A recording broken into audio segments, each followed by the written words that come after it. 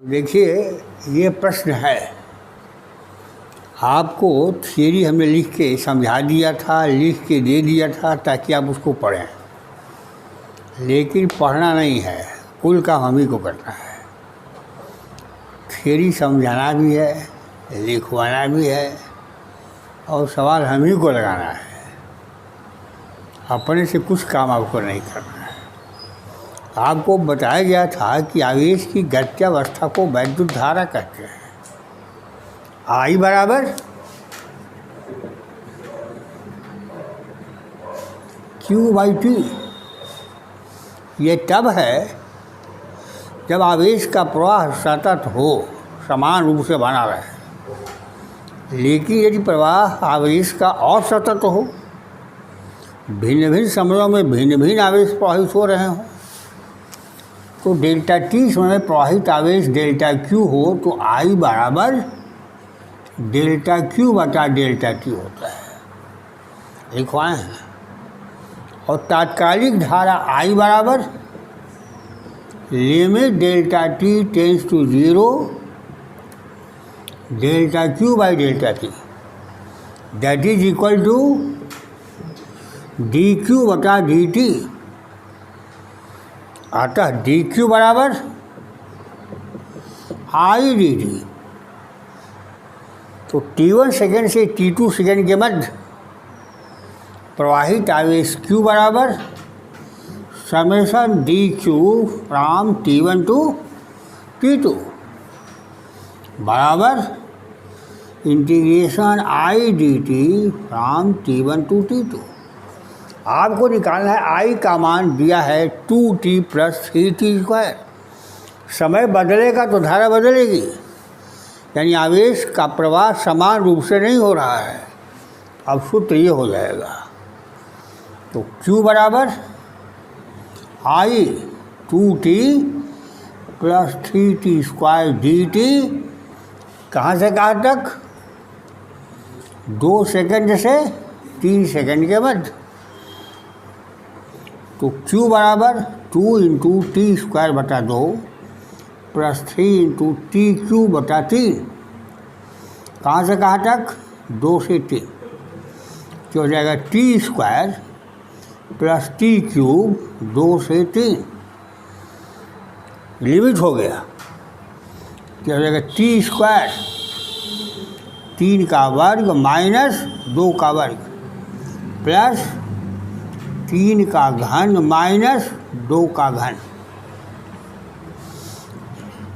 9 - 4 plus 27 - 8। 2 का घन 8 हो जाएगा। अरे 3 का वर्ग 9 हो जाएगा, 2 का वर्ग 4 हो जाएगा, 3 का घन 27 हो जाएगा, 2 का घन 8 हो जाएगा।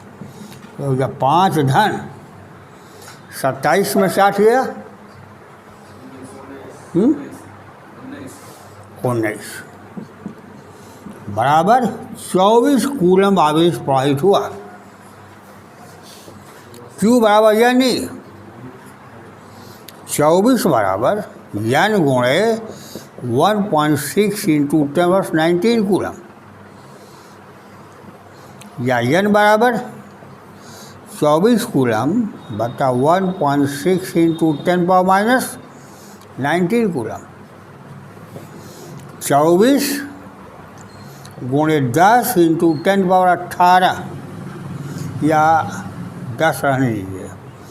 24 गुणे 10⁻19 बटा 1.6, हाँ 10 + 19 1.6 घटा दीजिए। क्या बराबर घटेगा? 15 गुणे 10⁻19 1.5 × 10⁻20 इलेक्ट्रॉन प्रति सेकंड प्रवाहित होंगे। आई बात समझ में?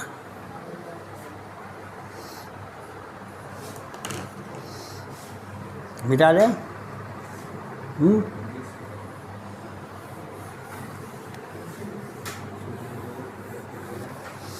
1 सेंटीमीटर गुणे 1 सेंटीमीटर गुणे 20 सेंटीमीटर परिमाप वाले कार्बन का प्रतिरोध ज्ञात कीजिए वर्गाकार फलकों के बीच, आयताकार फलकों के बीच।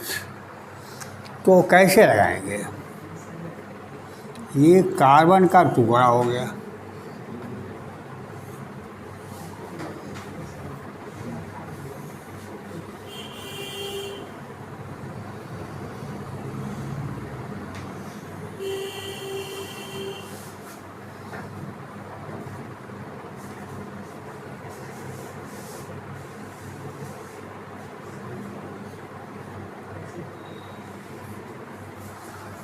ये वर्गाकार फलक हो गया।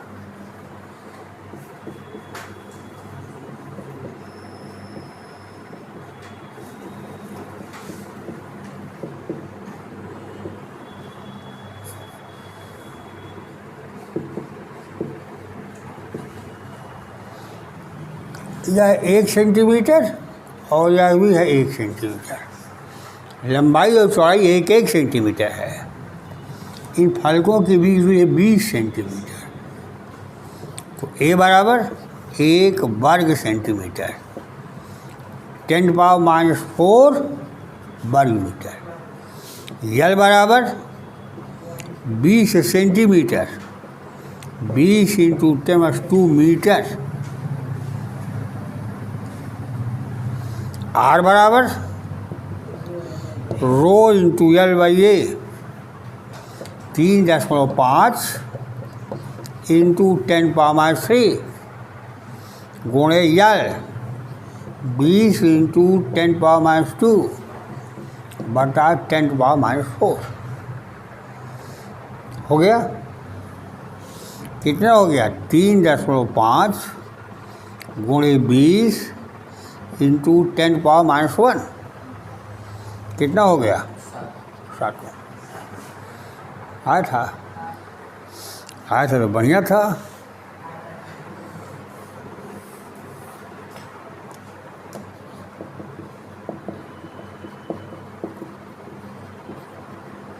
आयताकार फलकों के बीच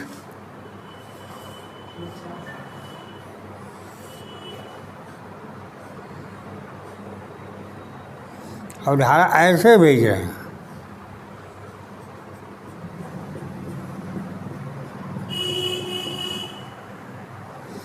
ये ए हो गया और ये यल हो गया। ए बराबर 20 सेंटीमीटर, ये लंबाई 20 है और ये 1 सेंटीमीटर है।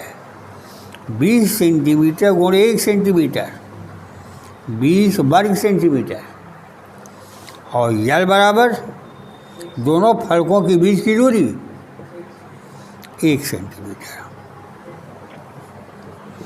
रो 3.5 × 10⁻³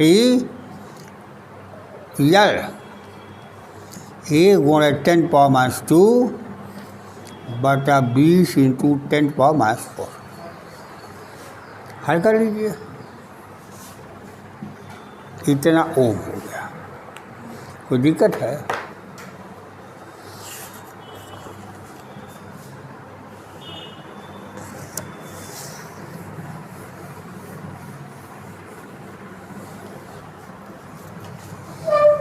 तीसरा सवाल,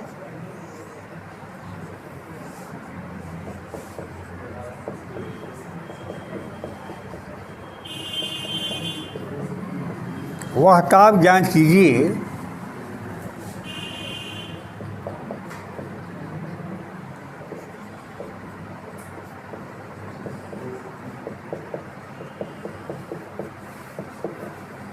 जिस ताप पर चालक का प्रतिरोध 27 डिग्री सेंटीग्रेड के ताप पर चालक के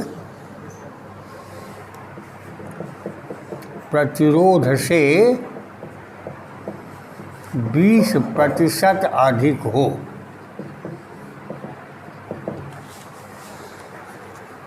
बीस प्रतिशत अधिक हो। आप पढ़ चुके हैं कि प्रतिरोध का वर्ग अल्फा बराबर डेल्टा आर बटा आर इंटू डेल्टा टी।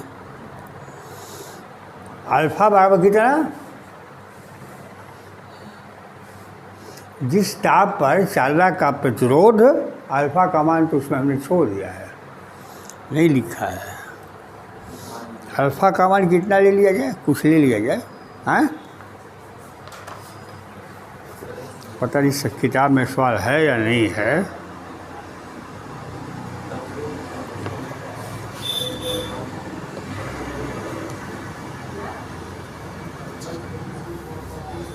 बंद करोगे?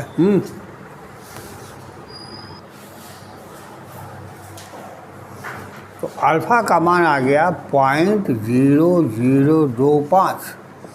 डेल्टा आर का मान कितना है, डेल्टा आर बराबर 20 पर से अधिक हो, 20 आर गुणे 20/100, नहीं हुआ। तो अल्फा बराबर आर गुणे 20/100 बटा R into delta T. R से आर कट गया,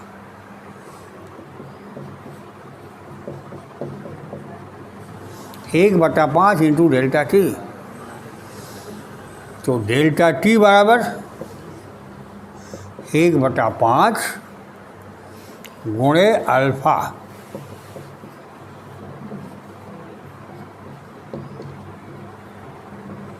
दशमलव 0025। ये हो गया 10⁴ बटा 25 गुणे 5 बराबर 10 गुणे 25, 100 गुणे 10⁴ बटा 25 गुणे 5, 10⁻²। 25 चौके 100, 4 बार में कट गया, कितना हो गया 100 डिग्री सेंटीग्रेड। देखिए आर बराबर डेल्टा आर बटा R into delta T. Delta R कितना है, आर बटा 5 है, आर गुणे 20/100 बटा आर इंटू डेल्टा टी, 1/5 हो गया, 1/5 इंटू डेल्टा टी। तो डेल्टा टी बराबर 1/5 गुणे अल्फ़ा, अल्फ़ा बराबर 0.0025। इसको हमने कर दिया 25 इंटू 10⁻⁴, तो 10⁻⁴ ऊपर चला गया। ये हो गया 25 गुणे 5, यही ना, हाँ ये 4 नहीं, ये 5 है।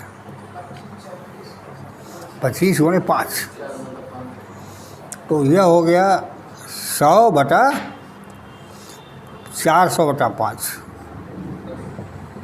80। तो डेल्टा टी बराबर हो गया 80 डिग्री सेंटीग्रेड। इसलिए टी बराबर 80 + 27 बराबर कितना हो गया, 160 डिग्री सेंटीग्रेड।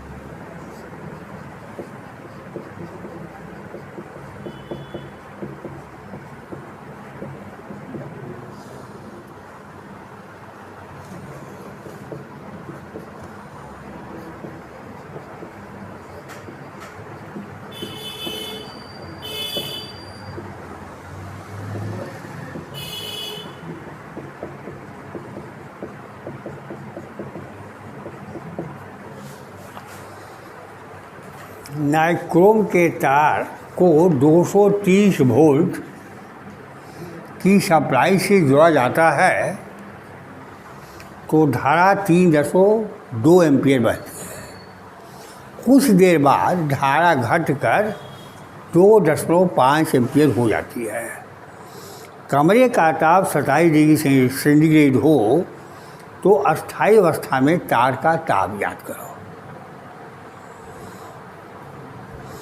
तो तार से जब धारा प्रवाहित करना शुरू किए और कुछ देर तक तार से धारा बहने दिए तो तार गर्म हो गया, तार का ताप बढ़ गया।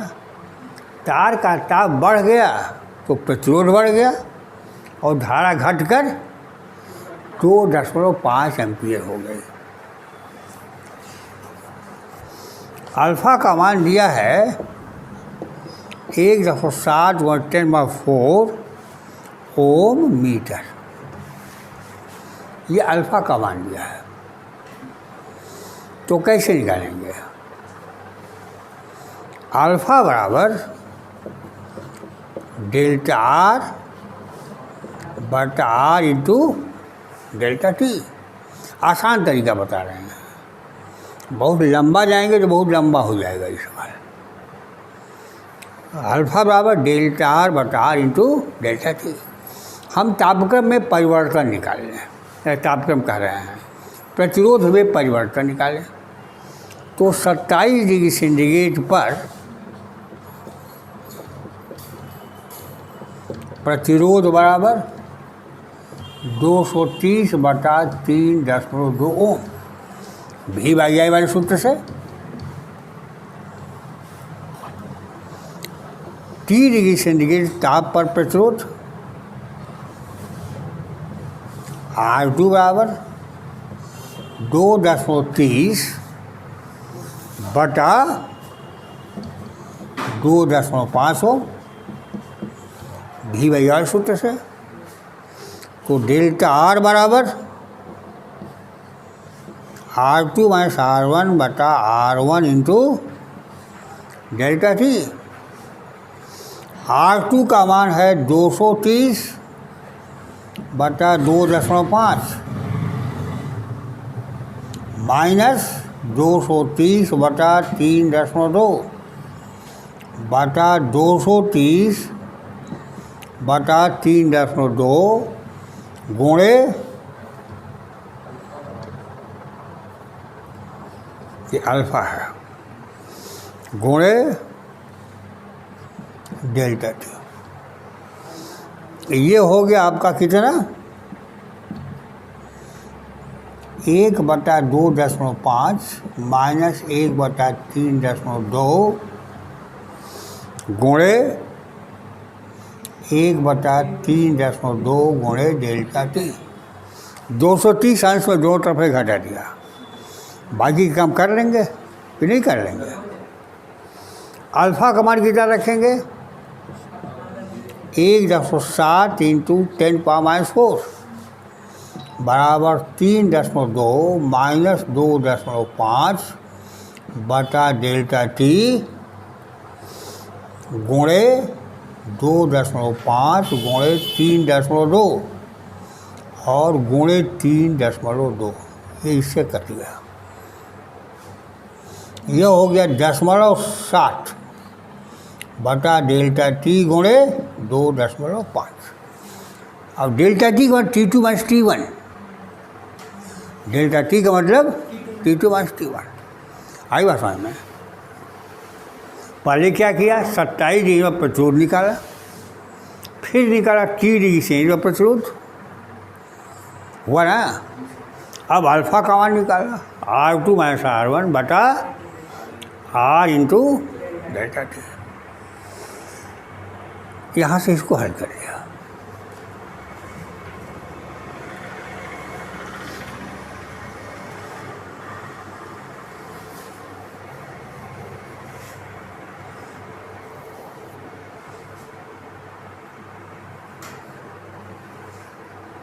विचार हैं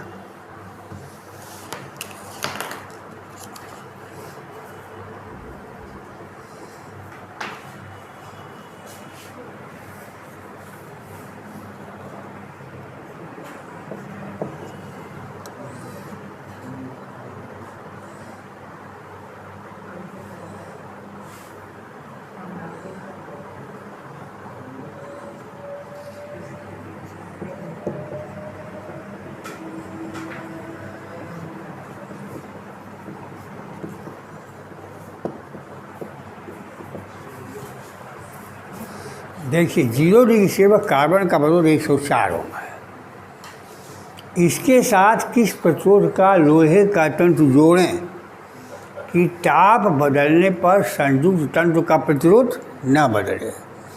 मान लीजिए ताप बढ़ता है तो लोहे का प्रतिरोध बढ़ेगा, तो क्या अल्फा पॉजिटिव है, कार्बन का प्रतिरोध कम होगा।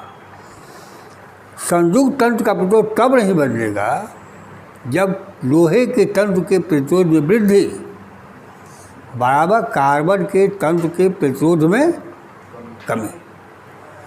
आई बात समझ में? तो ताप बढ़ने पर लोहे के तंतु के प्रतिरोध में परिवर्तन डेल्टा R2 बराबर R0 dash alpha into delta T, capital भी लिख सकते हैं, अल्फा इंटू डेल्टा टी बराबर R0 dash alpha 0.0052 into delta T. R0 dash बराबर है 0 डिग्री सेंटीग्रेड पर लोहे के तंतु का प्रतिरोध। कार्बन के तंतु में परिवर्तन, कार्बन के तंतु के प्रतिरोध में परिवर्तन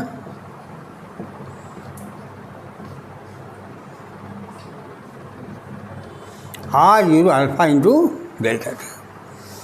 R0 104 alpha -0.0003 into delta T.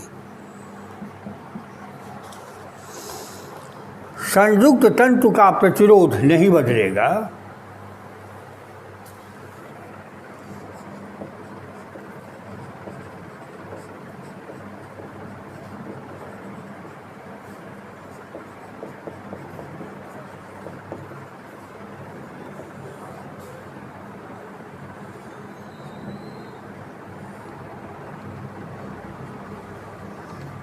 यदि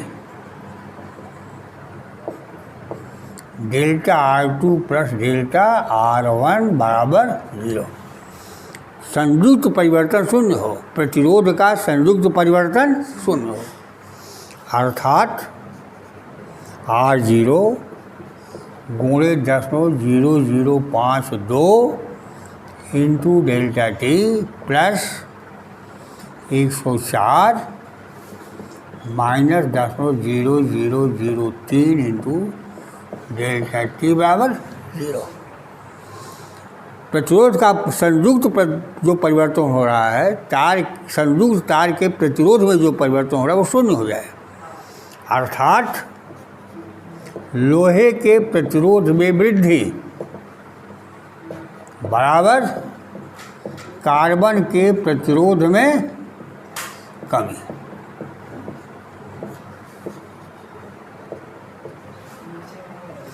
R0 डैश बराबर 104 गुणे 0.0003 बटा 0.0052, 104 गुणे 3 बटा 52 बराबर 100। आई बात समझ में? हैं? देखिए कार्बन का प्रतिरोध गुणांक है 0.003 प्रति डिग्री सेंट माइनस, और लोहे का प्रतिरोध ताप गुणांक है 0.0052 प्लस। ताप बढ़ाएंगे तो लोहे के तंतु का प्रतिरोध बढ़ेगा। कितना बढ़ेगा? हम मान लेते हैं कि 0 डिग्री सेंटीग्रेड पर लोहे के तंतु का प्रतिरोध R0 डैश है ना। तो प्रतिरोध में परिवर्तन delta R2 R0 dash alpha into delta T. R zero dash 0.0052 into delta T. Carbon के प्रतिरोध में कमी कितनी होगी? R zero alpha into delta T. हमने परिवर्तन लिखा है, कमी नहीं लिखा है। कमी लिखते तो रीजन छोड़ देते। R zero 104 minus 0.003 into delta T. अब दोनों तारों को जोड़ दें तो संयुक्त तंतु के प्रतिरोध का परिवर्तन delta R1 plus delta R2 होगा। संयुक्त तंतु के प्रतिरोध का परिवर्तन क्या? हाँ, नाइक्रोम दिया है तो चलिए इसको नाइक्रोम कर दिए, लोहे का कर देते हैं। कार्बन की जगह नाइक्रोम दिया है, कार्बन की जगह नाइक्रोम दिया है। चलिए नाइक्रोम के तंत्र का परिवर्तन ये हो गया। तो संयुक्त तंत्र का प्रतिरोध नहीं बदलेगा, ये दोनों के प्रतिरोध के परिवर्तनों का योग शून्य हो जाए।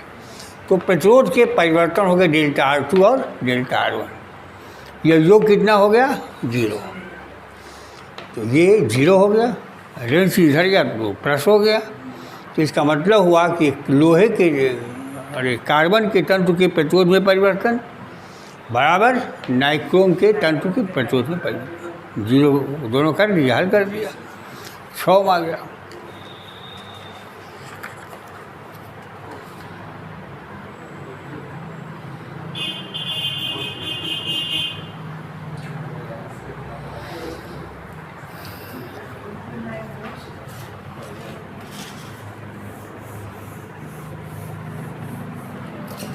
प्रतिरोध के तार को n बराबर भागों में बांट देते हैं।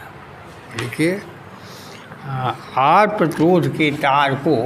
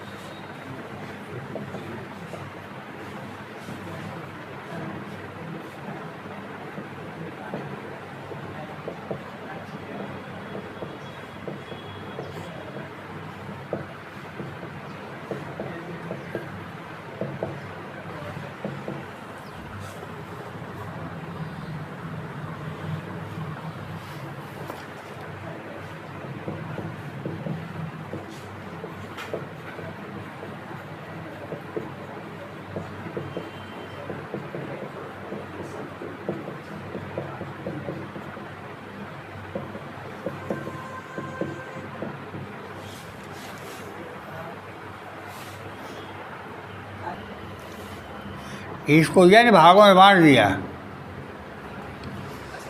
कई भाग हो गए? n भाग हो गए। तो n भाग में बांटने पर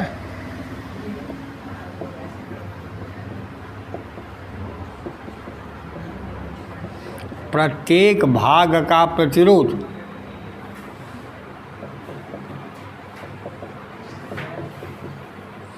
बराबर R/n। R' बराबर R/n। पहला खंड एक श्रेणी क्रम में जोड़ दें,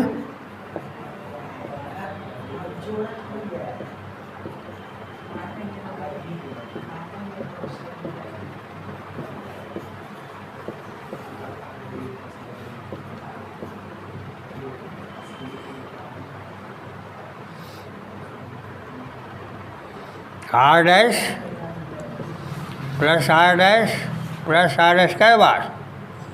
n बार।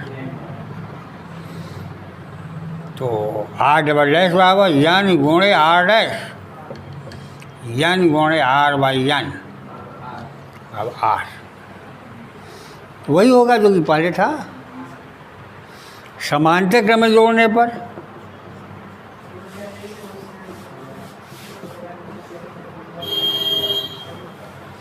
1/R∭- बराबर 1/R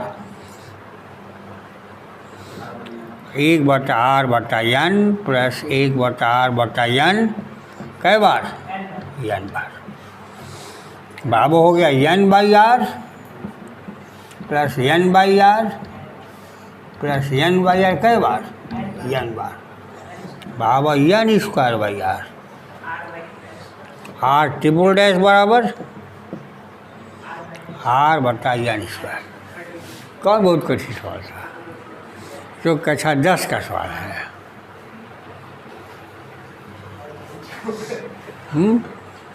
नहीं, कक्षा 10 का है।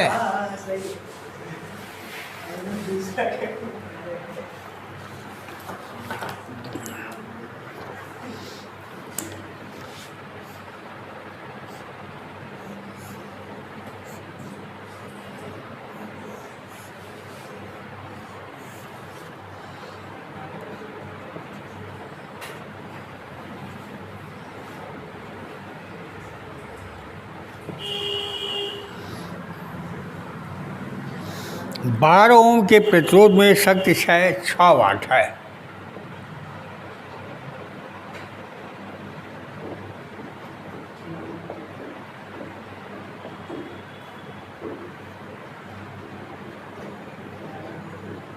बराबर 6 वाट।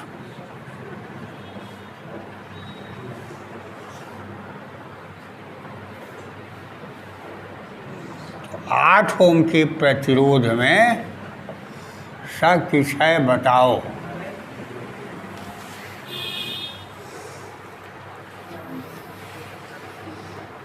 आपको बताया कि जब भी शक्ति क्षय की गणना करनी होती है तो P व V का व्यास सूत्र का उपयोग करते हैं।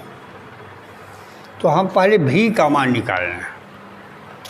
मान लीजिए V नहीं दिया है, V वोल्ट कर दिया, 12 वोल्ट नहीं दिया है, 20 वोल्ट दिया है। तो वो 12 ओम के तार में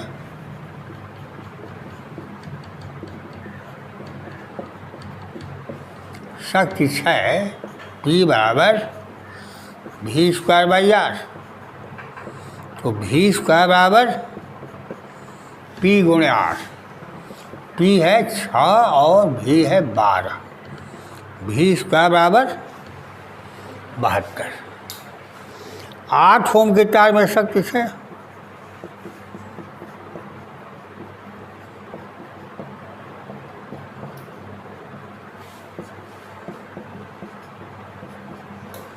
P बराबर V square by R. V square 72/8 कितना हो गया? 8 9 72। अब V स्क्वायर का मान 72 आया है। हम क्यों वर्गमूल निकालने का कष्ट करें? P बराबर V स्क्वायर बाई आर है। अब यहाँ फिर हमको V स्क्वायर रखना है, तो वर्गमूल निकालने फिर V स्क्वायर रखें, या बेवकूफ़ी क्यों किया जाए?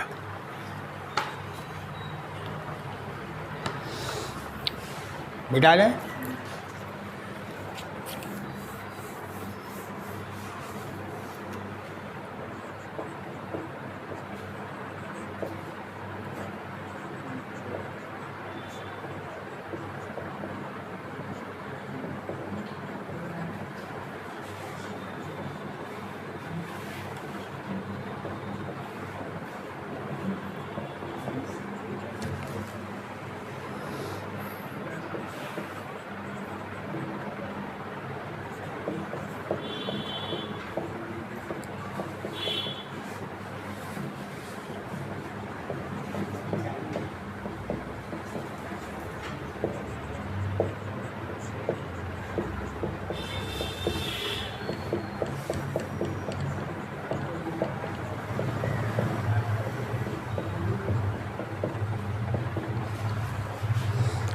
श्रेणी क्रम में जुड़े 3 बराबर प्रतिरोध 10 वाट की शक्ति लेते हैं। इन्हें समांतर क्रम में जोड़ दें तो वह शक्ति कितनी होगी? इस शक्ति की परिभाषा और सूत्र याद हो तो सवाल लगेगा, और न याद हो तो कोई बात नहीं। श्रेणी क्रम में जोड़ दिया,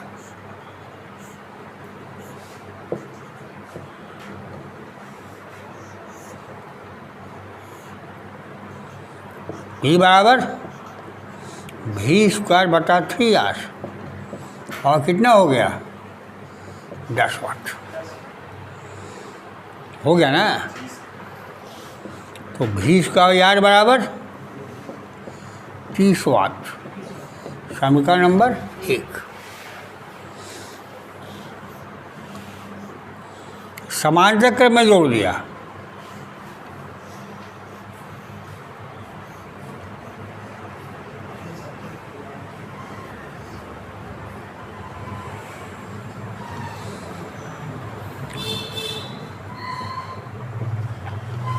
प्रत्येक के सिरे का विभवांतर भी है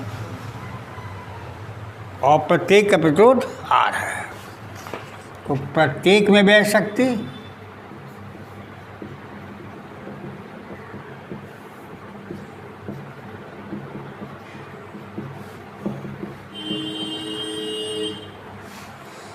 तीस वाट इसमें, 30 वाट इसमें और 30 वाट इसमें, कुल बह शक्ति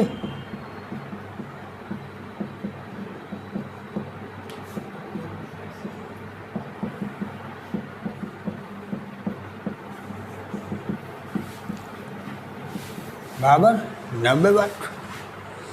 आप चाहते तो कह देते कि इनका तुल्य प्रतिरोध R/3 हो जाएगा, 1/R + 1/R + 1/R।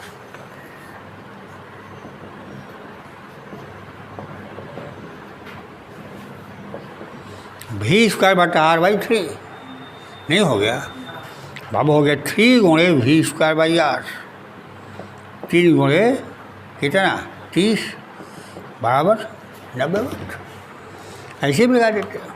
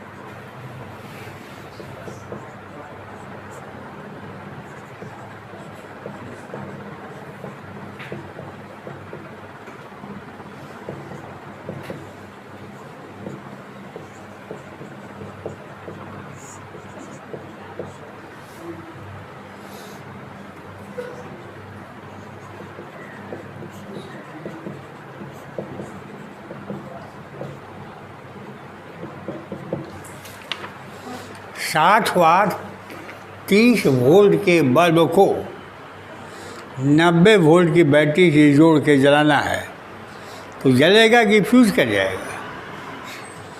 भाई 60 वोल्ट पर जलता है, अब वोल्टेज बढ़ जाएगा तो धारा बढ़ जाएगी और बल्ब फ्यूज कर जाएगा। यही ना होगा। आप चाहते हैं कि बल्ब फ्यूज ना करे तो बल्ब के श्रेणी क्रम में एक प्रतिरोध जोड़ दीजिए ताकि धारा वही हो जाए जो 30 वोल्ट पर बह रही थी। 30 वोल्ट पर बल्ब को जलाते थे, जो धारा बह रही थी वही धारा 90 वोल्ट पर जलाने पर भी बहे। तो 60 वाट 30 वोल्ट के बल्ब से धारा P बराबर V × I। P है 60 वाट, V है 30, I निकालना है तो I बराबर हो गई 2 एम्पियर। प्रतिरोध R बराबर V बटा I। V कै वोल्ट का है? 30 वोल्ट। I है 2 एम्पियर 15। या R बराबर V²/P, इसे भी निकाल सकते हैं। P बराबर V² R होता है, R बराबर V²/P। 30 गुणे 30 बटा 60 बराबर 15। अब 90 वोल्ट बजाने के लिए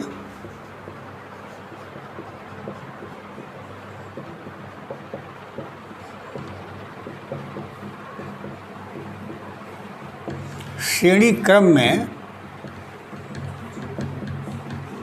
प्रतिरोध R' जोड़ देंगे ताकि धारा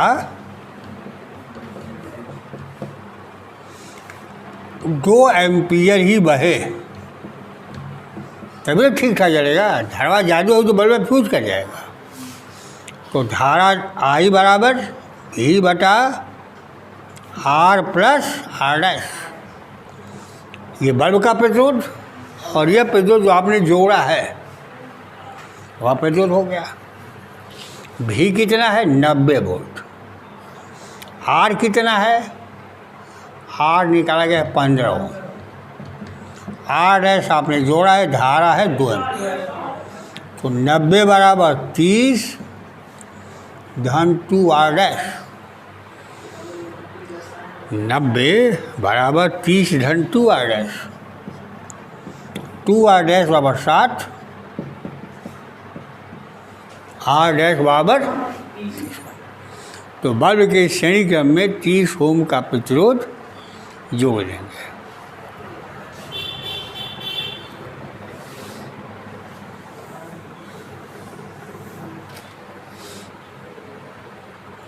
देखिए एक आसान तरीका बता रहे हैं। ये 90 वोल्ट का स्रोत है,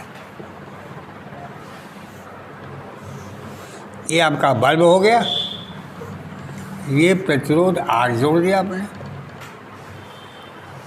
इससे धारा कितनी बनी चाहिए? अब 90 वोल्ट में से 60 वोल्ट तो बल्ब को मिल जाए, प्रचार ठीक ठाक जलेगा, और बाकी 30 वोल्ट यहाँ आ जाए। धारा कितनी है? 2 एम्पीयर आपने निकाला था, तो R का मान कितना होगा? R बराबर V बटा I, 30 बटा कितनी? 90 वोल्ट में 60 वोल्ट यहाँ आ गया, नहीं 30 वोल्ट पर चलेगा ना, 30 वोल्ट का बल्ब है, तो 30 वोल्ट यहाँ आ गया और 60 वोल्ट यहाँ आ गया, तो 60 बटा 2 एक लाइन में लग गया। बल्ब के साथ पर तो R जोड़ दिया ताकि 30 वोल्ट बल्ब को मिले, और शेष पर विभवांतर जो है वो R ओम पर से आ जाए। हो गया।